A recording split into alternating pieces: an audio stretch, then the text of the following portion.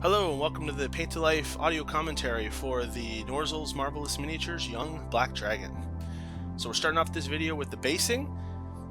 This was a pretty complex base that I wanted to do. It got a little messy when everything was said and done, but I think it worked.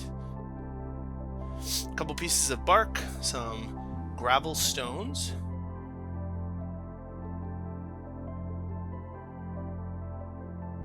and some STIRLAND BATTLEMIRE from CITADEL to give us the muddy look of the bottom of a swamp. Rather than aim for depth this time around with the swamp as I did in the Treant Arbogast, I went instead for a shallower kind of boggy look. So I didn't need this to look deep or have any element of depth. I just wanted to be a muddy, sandy bottom to the bottom of this bog. Notice too, we used Gorilla Glue for the bark on plastic, but noob note to self, you cannot use Gorilla Glue or super glue to bond stone to plastic. It just doesn't seize the stone, so had to use the white glue, PVA white glue. So apply this liberally everywhere. When it dries, it'll give you that kind of crusty, gravelly, sandy bottom of a bog look that you're aiming for. Now, the concept here was that there's the leftovers of a fight, so I wanted there to be remnant of acid on the ground from the Black Dragon's acid breath. So I used these two greens to look like a jet of acid still kind of sizzling on the ground. Now, SCULPEY, this is a material you can use to shape and craft little pieces. So I made this little knight. You can see there's his helmet, his breastplate, and a shield.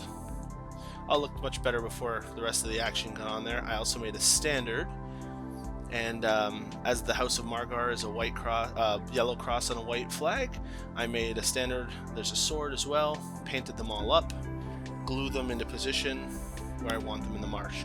I also made some fake skulls, although I did the best I could. It's kind of hard when you have big old fingers like this to make these. Made some femurs there. I'm just super gluing all of these onto the STIRLAND BATTLEMIRE base, which is now dried. Some ribs are easy to make. Femurs, thigh bones, whatever. Use tweezers to put them on. That's a good idea, Mike. Right? Trying to simulate that dragons have ambushed people here before, and this is a bit of a battleground or graveyard, if you will. Here's another skull. Went in, so on and so forth. Some more bones. Now my plan is on that piece of wood right above my hands right now, that big piece that's sticking out of the water, that's going to be where the dragon wormling is going to be. I had to buy a bigger base for this. That is 160 millimeter wide oval base from CITADEL, because the base that came with the dragon was way too small. So I went out and I got some pine bark and some moss. That's actual green moss that I let dry out and I'm gluing on there. Make sure if you're using any type of real stuff, you make sure you bake them long enough to kill any bugs that might live in them. Put them in an oven for 150 degrees for 10 minutes. Don't let them catch on fire or smoke. Those should kill any larvae or whatever that's down there. Okay, and then I used realistic water. I poured it 3 times and I put this LIQUITEX gloss medium on top because the realistic water had kind of it was clear that I put some contrast paint on top and made it too cloudy. I wanted to give it like a brown color instead of clear color. Didn't want to look like a swimming pool. So as you can see here, I put this gloss medium on top of the cloudy brown so that the water again kind of looks a little more translucent than it did. But that's the concept that I had. I wet the rock, I wet the log because it's supposed to be watery, and this will dry super glossy and it'll look like it's all wet. And that's the concept of the base that I did for this. It was a lot on there, but I'm happy with the end result. And of course, this is instead of me using the base that came with the dragon, because the base that came with the dragon had to come off, which we'll see. So Chaos Black, this is the wormling. I cut this wormling off the base it came with. I'm using an ESHIN gray dry brush. Even though it's very wet, that's okay because there was lots to cover, but I'm applying it like a dry brush. I'm putting the paint on it and then I'm wiping it off on a paper towel, then I'm using it, or in some cases I'm lightly touching the brush and then dry brush effect to add it to that Chaos Black, because I really want this wormling to stay black. You notice the wormling's 4 feet. As I said, I cut her off of the base she came on, and be very careful when doing this. I used like snips, big heavy duty snips, and then I used the knife to trim down the plastic to her feet. So for her belly and her horns, I'm using an UNGOR flesh. It's a little more yellowy than this color I use for her mom, but that's because she's newer and I wanted her to look fresh. She's got super glossy black scales and super yellowy bone colored bottom scales and horns. And as she ages, they will darken up and her scales will fade out and matte out like it says in the Monsters Manual. And again, she's just an accent to the base, so even though she's her own minion herself, I'm using her just as an accent. I included her in the painting video so you'd see it, but you don't have to spend a ton of time. Of course, take your time, make it look nice, but she's got that ESHIN gray dry brush, this UNGOR flesh, and the Chaos Black. That's pretty much it, with a coating of NULN oil gloss to make her look wet and shiny like she just came out of the swamp. And that is Little One in the video. So I'm just tidying up my lines, hitting those scales, and have a NULN oil bath, NULN oil gloss everywhere. Like Frank's Red Hot. I put that shit on everything.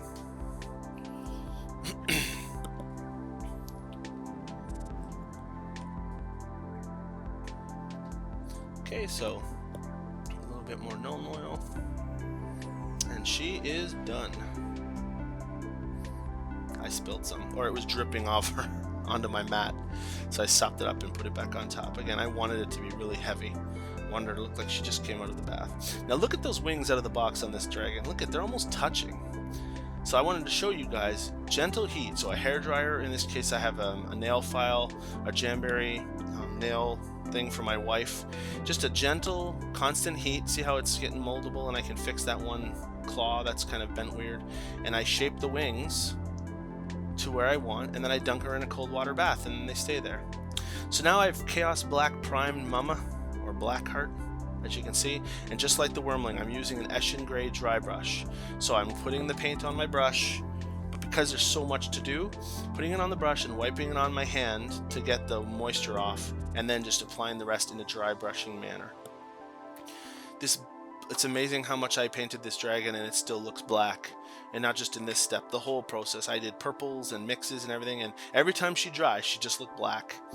I mean, in reality, it looks much more subtle. All the nuance comes out more in real world than it does in the video or the photos, but c'est la vie. So again, ESHIN on those hard bones, I wanted them to be lighter than the webbing of the wings. I gave the webbing a little dusting, and you can see that, but again, it dries and blends with that black and just looks like it's all the same black. So what do we got here? So again, ESHIN gray across the whole body. Now I'm planning on painting her underbelly, so I won't worry about the underbelly scales when I'm doing this dry brushing, but her arms, her claws, her hands, her webbing, her tail, it's all gonna get this gray look. It's actually kind of cool when she dried to be just straight black and straight gray. I mean, I'm just a mediocre painter, but just that alone made for a really cool paint. I could have done some highlights or some layer on the top levels and still would look really cool. So again, there's that ESHIN black. You can really see it in this level from this angle, the light, how it makes that webbing, pulls out all those details in it instead of just being flat black. Okay. And here we go. Overall, this was a fun model to paint. I did enjoy it. It was mostly the base. MORGHAST bone, this is what I chose for the underside. So I just used both sides to get most of that paint off my brush. But now when I do scales, so underbelling, I always do one side at a time. So see, just to concentrate, make sure you get the whole scale from left to right and just stop in the middle and don't worry about the other side until the next pass. Just don't put it on too thick because you can see some of that underskin. Also interesting, right about here is the hole in her belly where the prong would have gone. Out of the box, she comes on this beautiful, like, clear plastic stand that has her rising. It's a riser. I decided, though, for this special base, I didn't want to have all that clutter in my swamp. I wanted it to be a swamp, so I broke her off of her stand, or sorry, she came off. I filled her hole with milliput. Phrasing. Where there was a big gaping hole in her stomach, I filled it with milliput, let it dry, and then shaped it with my knife. So that dragon, as you see, once I come back to it up here, paint over her belly, she has no hole at all for any kind of riser or anything like that. later on in the video. Well, ultimately when I mount her, I use a drill with a 3/32 inch drill bit, drill a hole right into her thorax, or chest, abdomen is what I meant to say, she's not an insect.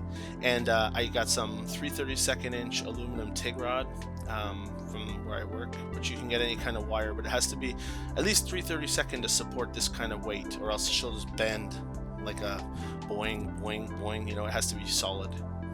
MEPHISTON red for her tongue and eyes. Originally I did her eyes green. I decided afterwards to do them red, though I like the contrast with the red and black better than the green and black. So IONRACH skin for the teeth.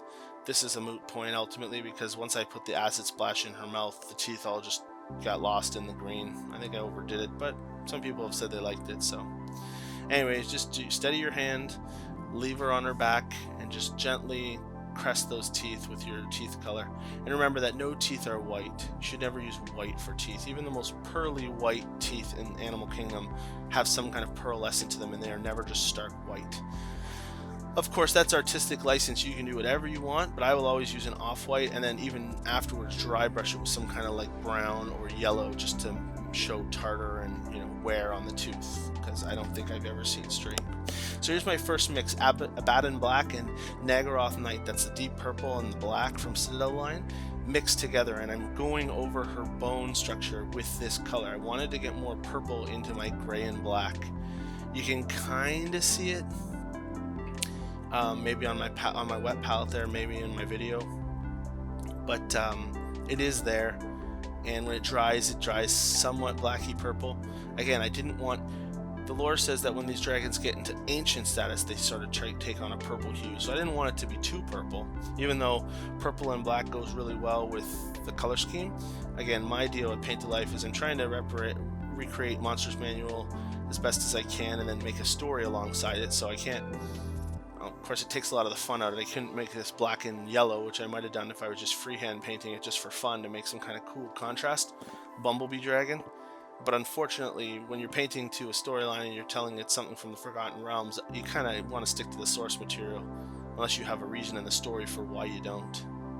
Like with Arbogast the tree when he was mutated from the pollution and the plague. So, again, doing these spines. This dragon is very easy to paint for, oops, I made a boo-boo, but a quick dab with a paper towel on these big models, no problem, takes it away. When you're a new painter, this is a really good dragon to start with, because I find that the spines and everything are very much raised off of the webbing.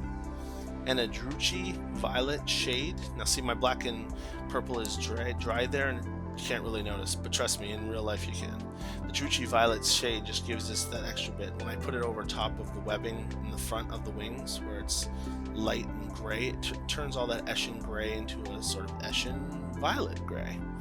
Especially when it's wet. It dries a little more darker, but when everything was said and done under the lights, you could definitely see all the purple I put into it. And it's just a subtle enough look that this dragon is obviously an adult, and maybe in another 500 years that purple will take more of her tone and she'll be a purple dragon, black dragon with purple hue. So there's that. And the last step in this dragon process is to use some NULN oil on her belly as well. However, I did not use NULN oil gloss for the mother, for Blackheart, the mother dragon. The little one is blacked with gloss. The NULN oil on her, I just wanted to dry matte. So again, I put a heavy heaping helping on her, because I wanted it to really not cut some of that contrast to that bone. She's supposed to be camouflaged in swamps and stuff, so I put lots of it on there to try and, when it dries, you know, just to show those details. So here she is, finished look. You can see the NULN oil on the bottom dry. See in her mouth all that slime and the acid I put in there. It's pretty overkill, but whatever. And then down to the base. So there's the little teeny pieces I made. You can see the aluminum rod supporting her. Here's mother. You can see the dry brushing of the ESHIN gray on the tops of those scales. And their tail stinger, which is kind of blended in with her ass there. Bottoms are her feet. I guess I could have done a different color, but I just left black. There's some, that's a grapevine in the front of that swamp. There's a close-up of the swamp with the little sticks and moss, and there's the knight, who, poor guy, got all acided up, his standard. And there's little one. And again, you can see it's about 1/4 inch thick. Anyways, that concludes the painting tutorial video on Mother Blackheart. So if you have any questions, feel free to leave them in the comments below or email me. I would be glad to let you know anything else beyond that. So I hope everyone's staying safe and healthy, and your families are as well. And until next time, this is GMA Tank. We'll talk to you later.